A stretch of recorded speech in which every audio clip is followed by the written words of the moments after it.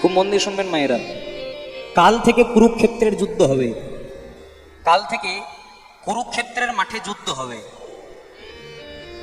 যে যুদ্ধে অংশগ্রহণ করেছে দুটি দল, এক দলে পাণ্ডব, এক দলে কৌরব। এক দলে ধর্ম, এক দলে অধর্ম। এক দলে ভক্তি, এক দলে অহংকার। একদিকে কৃষ্ণ, একদিকে কৃষ্ণের নারায়ণী সেনা। কাল থেকে কুরুক্ষেত্রের মাঠে যুদ্ধ হবে, কিন্তু ঠিক আজকের সন্ধ্যাবেলায়, মানে যুদ্ধটা কালকে হবে আর আজকে সন্ধ্যাবেলায় ধর্মরাজ যুধিষ্ঠির এলেন কোথায়? শতপুত্রের মাতা গান্ধারী জননীর কাছে। হ্যাঁ গো মায়েরা, গান্ধারী যুধিষ্ঠিরের কে হয় গো? জেঠিমা বা বড় মা।